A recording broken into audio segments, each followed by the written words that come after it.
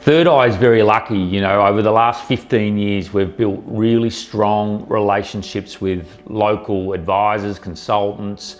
We tap into those regularly to get their feel on the market. And also, because we fund with international partners, we've got a lot of intel coming down from those international markets.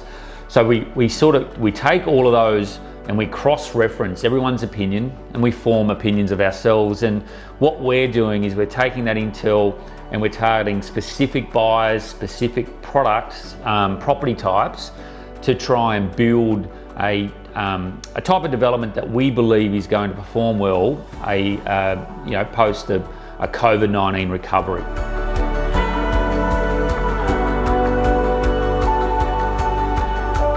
Tech's always been a big part of our strategy in selling, and I feel that we may have been a little bit ahead of the bell curve when COVID struck. We've got our own platform called ARTI, that stands for Augmented Reality Third Eye, and it's something we're quite proud of, where we've built our own web-based platform for our clients to visit. You can get virtual views, you can do 3D reviews of floor plans, you can have a virtual tour of our property. So, you know, that type of investment was key, and we did that a few years ago. And what we're seeing is our clients actually spending more time on those digital assets, getting familiar with our property and so forth. And when you combine that with traditional, we've got an amazing team that does a lot of videoing. So this beautiful display or prototype property I'm in right now is from our Gentry Alexandria project. And we've actually put together a video to give someone a tour. So we've got clients. I know we just sold one to a young girl who is in London, who's coming home, and she used that video to get familiar and formalise her opinion to buy. So using those techs, using that digital experience has really helped us maintain the engagement with clients during this corona crisis.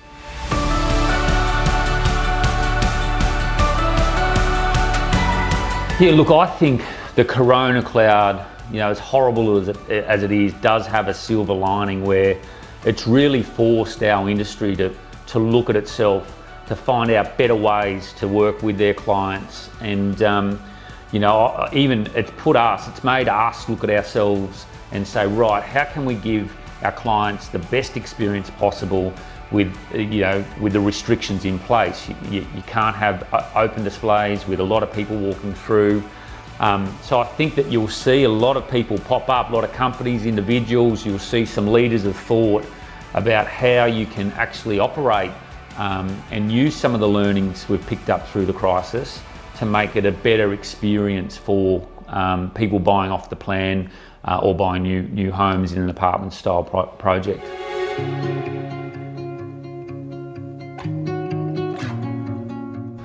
Look, I suppose COVID's definitely brought some challenges to us and our sales program. I do feel fairly lucky. I think my team put a lot of effort in before the corona crisis struck, and we've had this wonderful momentum of people engaged with our product. And an example would be, I'm sitting in our Gentry prototype, and before COVID, we actually were building up engagement with our clients to come and inspect this when it finished. And I think it actually opened officially a week after all the restrictions were put in place. But you know, we've been averaging 10 to 15 appointments a week, and all the hard work was done beforehand. So I think from a market point of view, we're being very careful on the properties we're looking at buying next. And in terms of our current projects, we're just working hard with our engaged database, working with some smart people in the media to get qualified leads. And you know, we're doing okay. So I think, you know, a bit of luck, bit of hard work, we'll be able to navigate through Corona and slingshot out of the mess.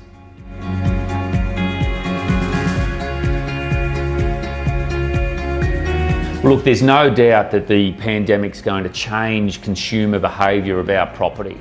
Like, let's face it, people have been locked up for 6 weeks, you know, and if you're in a shoebox that's in the southwest corner with no balcony, that's not going to be very appealing to someone that's maybe in a northeast corner with some amazing amenity and a rooftop garden. So I think our design's going to evolve because of the pandemic to make sure that we compensate for people that may not have the best outlook, so that if you ever are locked in a place for a period of time, you want to live there. And that's important whether you own it or someone's going to rent your investment property.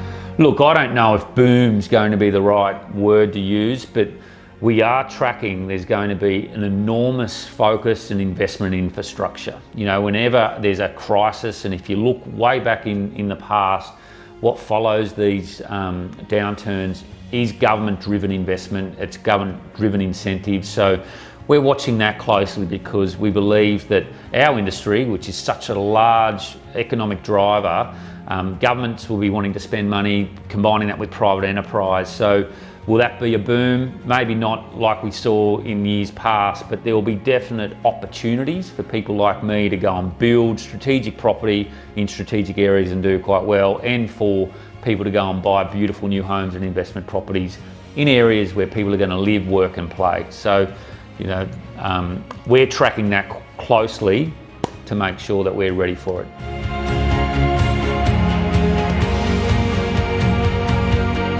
Well, look, tech's such a funny thing. It's evolving so fast and it's hard to keep up. But a couple of recent things that we've invested in is we've got our own third eye chatbot, and we're very proud of that. So that sits on our listings, on our websites. So if someone's sitting on the couch at 7:30 p.m. and they want that immediate gratification of an answer, our little chatbot pops up, and we've rationalised the question tree so we can take someone on a journey to find out everything from are pets allowed to strata fees and so forth. So that's something we're quite proud of.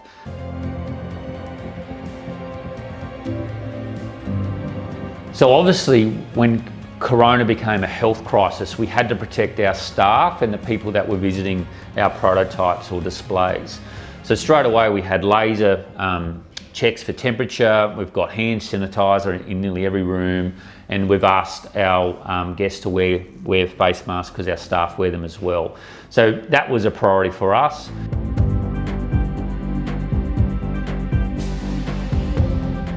Yeah, look, I think that the COVID crisis has really given us an opportunity to review what we're doing, how we're doing it.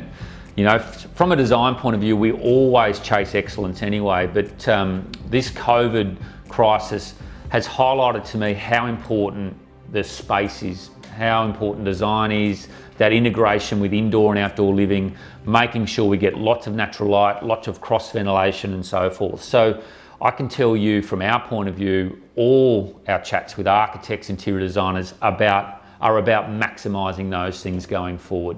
So that's been something that's been a point of mind for us in our projects.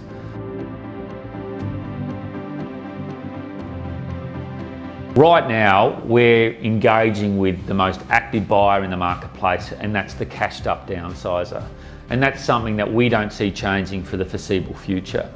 All our products, this beautiful terrace in Alexandria, Sydney, our properties in Piedmont, majority of our inquiry are coming from older downsizers looking at selling their family home and downsizing to something that's easily to manage, well located, well connected, and it's got great amenity.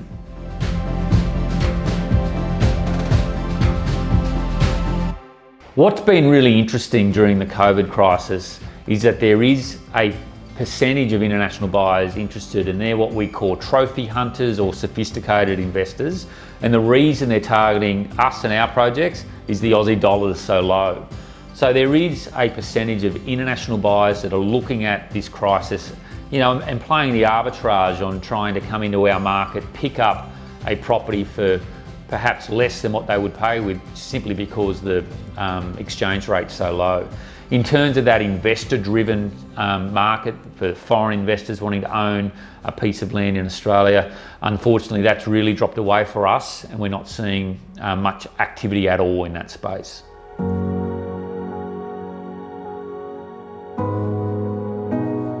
Yeah, I think that the government and the banks, they've got a job to do to pull the right levers at the right time. And I think that with interest rates as low as they are, if there is any government assistance for first home buyers and so forth, when you combine all those things, it's going to really help our market recover. It's going to help developers continue to invest, continue to build, so that we don't end up with another housing shortage in the years to come.